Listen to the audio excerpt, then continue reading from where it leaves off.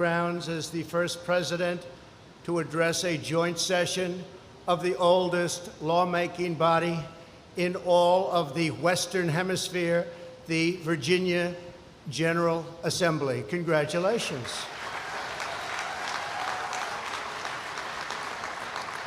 On this day, 400 years ago, here on the shores of the James River, the first representative legislative assembly in the New World convened. By the devotion of generations of patriots, it has flourished throughout the ages. And now that proud tradition continues with all of you. To every Virginian and every legislator with us today, congratulations on 4 incredible centuries of history, heritage, and commitment to the righteous cause of American self-government. This is truly a momentous occasion.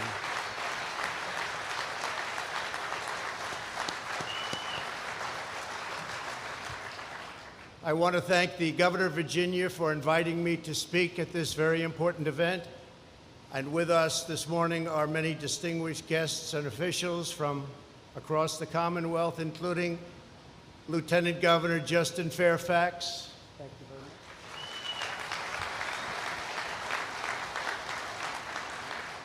Speaker Kirk Cox. Thank you, Kirk. Thank you. Thank you. Thank you, Kirk.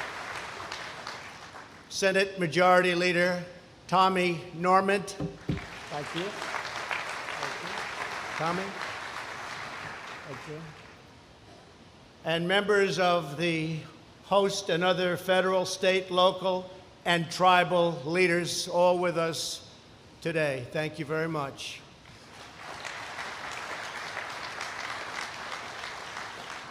We're also very thankful as well to have with us Secretary Ben Carson. Ben, thank you very much, wherever you may be. Thank you, Ben. And Acting Director, person that you know very well, Acting Director Ken Cuccinelli.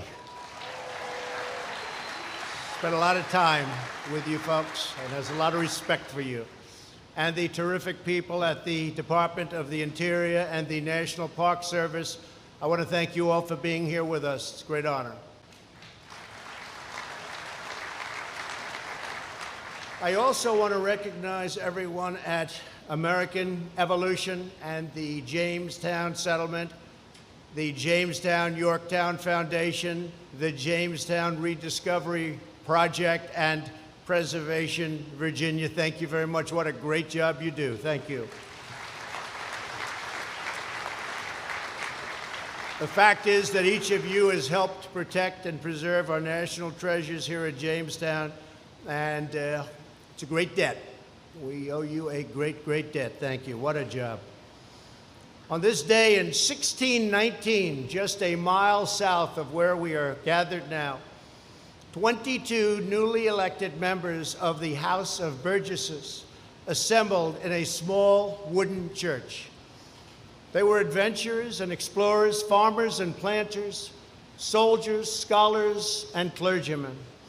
All had struggled, all had suffered, and all had sacrificed in pursuit of one wild and very improbable dream. They called that dream Virginia.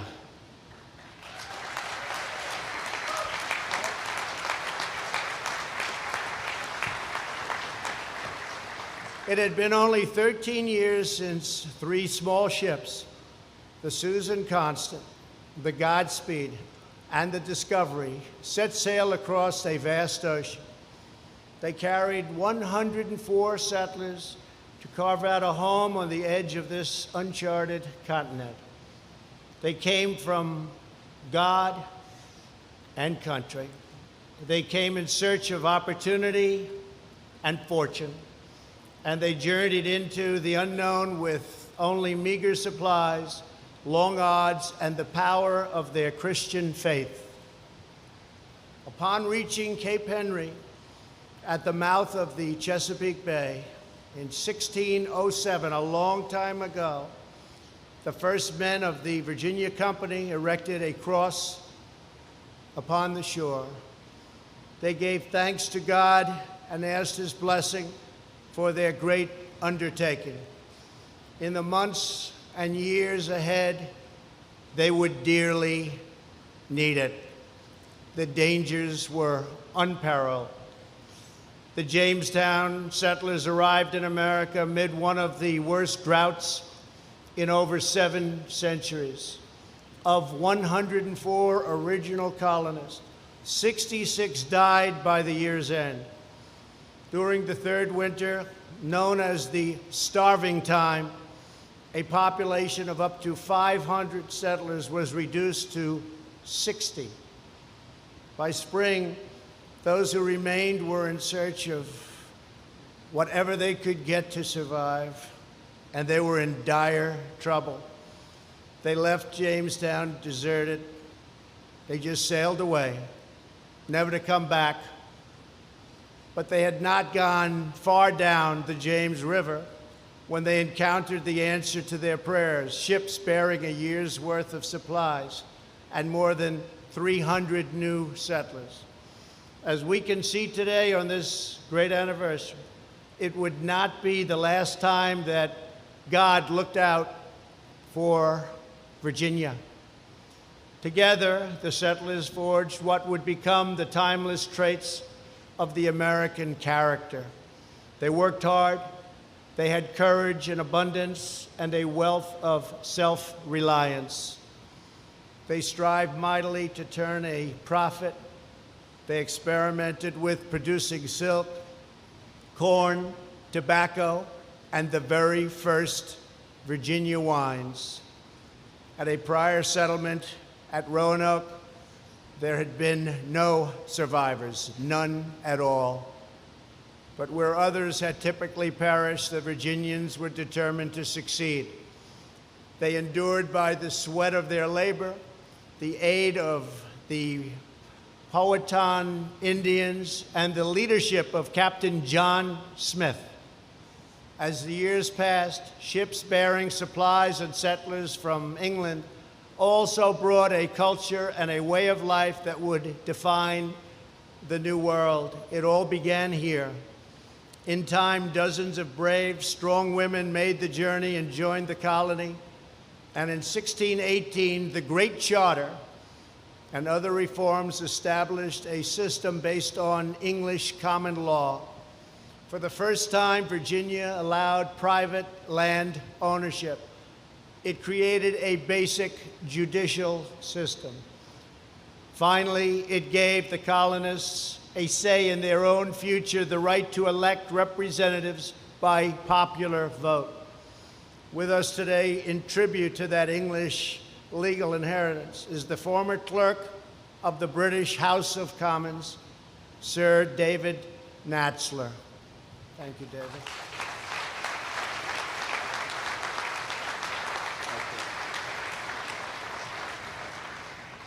Sir David, we're thrilled to have you with us. Thank you very much for being here. Thank you very much, David.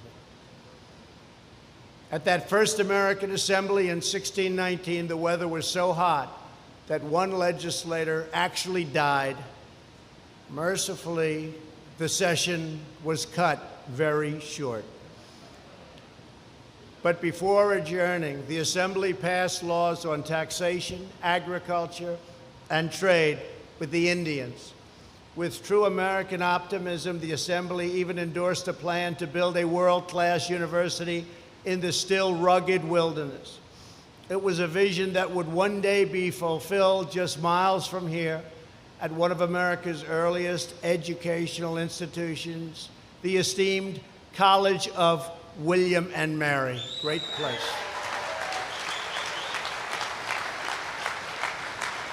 Great place. As we mark the first representative legislature at Jamestown, our nation also reflects upon an anniversary from that same summer 4 centuries ago. In August 1619, the first enslaved Africans in the English colonies arrived in Virginia. It was the beginning of a barbaric trade in human lives. Today, in honor, we remember every sacred soul who suffered the horrors of slavery and the anguish of bondage. More than 150 years later, at America's founding, our Declaration of Independence recognized the immortal truth that all men are created equal.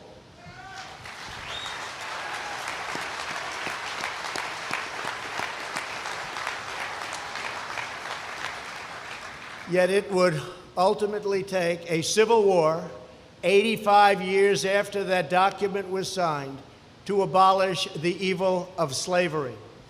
It would take more than another century for our nation, in the words of Reverend Martin Luther King Jr., to live out the true meaning of its creed and extend the blessings of freedom to all Americans.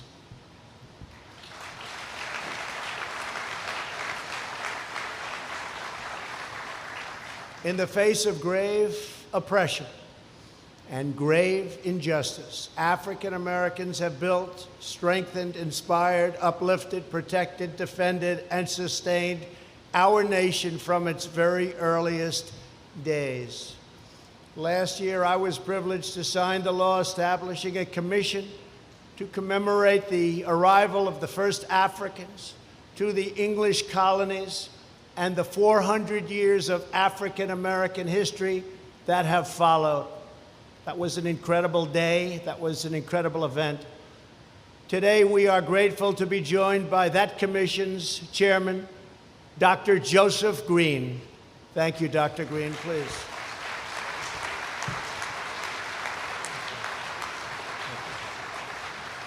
Thank you.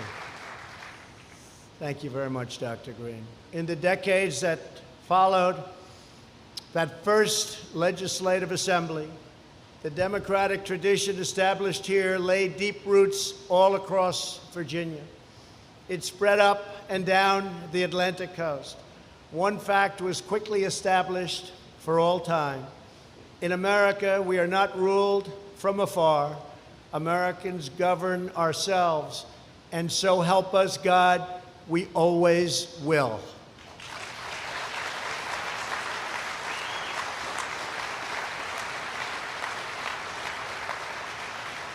Right here in Virginia, your predecessors. You can't send us back. Virginia is our home. Mr. President, you cannot send us back. Virginia is our home.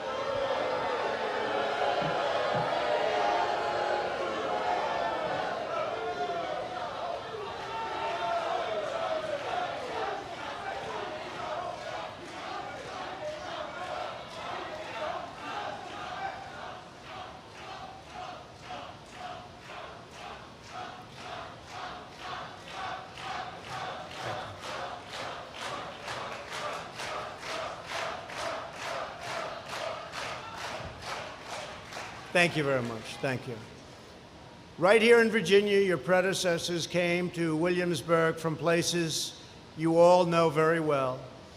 They were names such as George Washington from Fairfax County, Thomas Jefferson from Albemarle County, James Madison from Orange County, James Monroe from Spotsylvania County, Patrick Henry from Louisa County, George Mason from Fairfax County, George Wythe, W-I-T-H.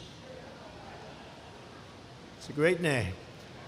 From Williamsburg, and Richard Henry Lee from Westmoreland County. Incredible names. Incredible names.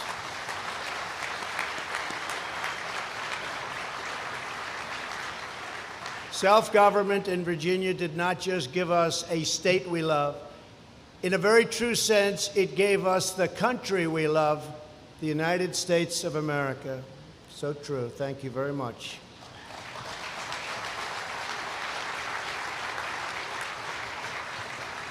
When Madison drafted the First Amendment to our Constitution, he drew inspiration from Virginia's statute for religious freedom.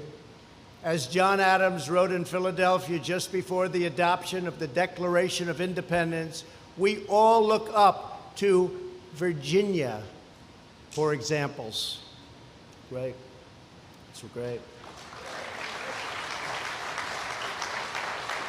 And when Patrick Henry rose to speak his famous words at St. John's Church in Richmond, "Give me liberty or give me death," he spoke in defense of a tradition that began more than 150 years before at Jamestown, right here.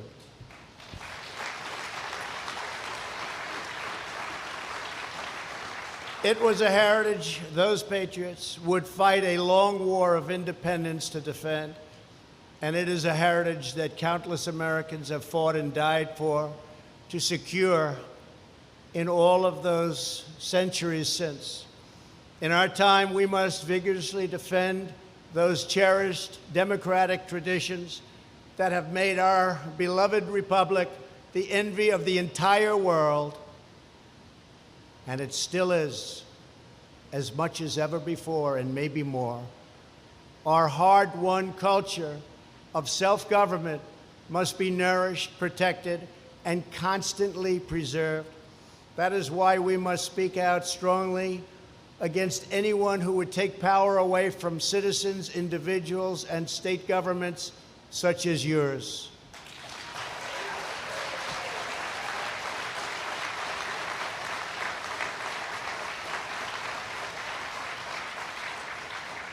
In America, the people will forever rule, the people will forever reign, and the people will forever be sovereign.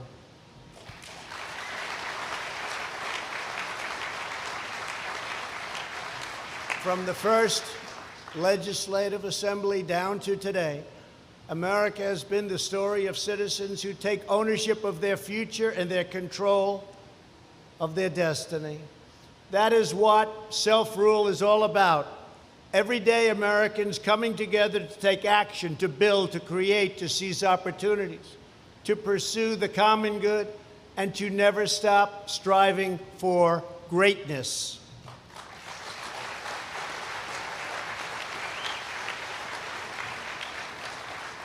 Four centuries ago, one early voyager to Jamestown captured the spirit of confidence and daring that has always powered our great experiment in self-government. He wrote, "We hope to plant a nation where none before hath stood." That was something.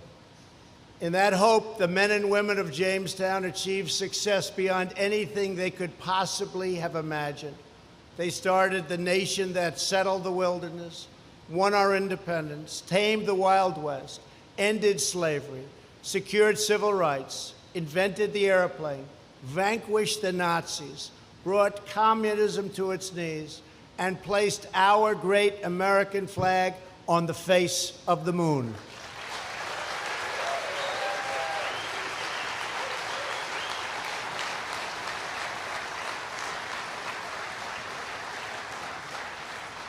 And in a program that's just started, someday very soon, American astronauts will plant our beautiful stars and stripes on the surface of Mars.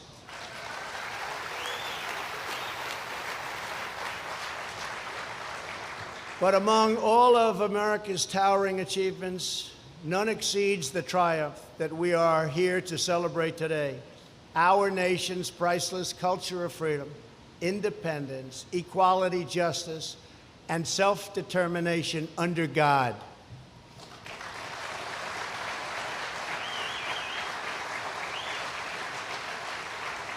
That culture is the source of who we are. It is our prized inheritance. It is our proudest legacy. It is among the greatest human accomplishments in the history of the world. What you have done is the greatest accomplishment in the history of the world, and I congratulate you. It started right here.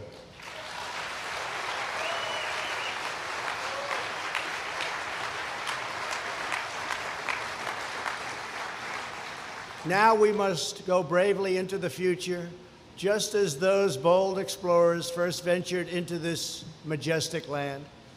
We must call upon the same scale of imagination, the same thirst for knowledge, the same love of adventure, the same unrelenting courage, and the same total determination to prevail. Above all, we must be proud of our heritage, united in our purpose, and filled with confidence in our shared great, great, great American destiny.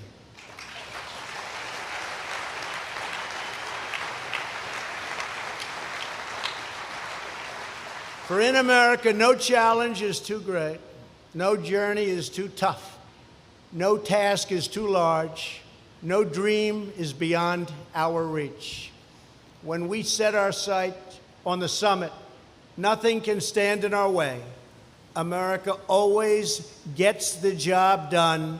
America always wins.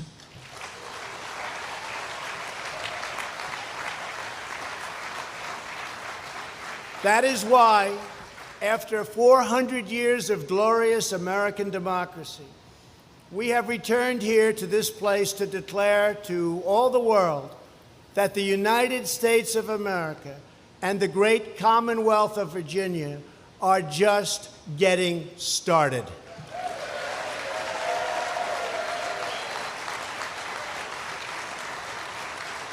Our future is bigger, bolder, better, and brighter than ever before.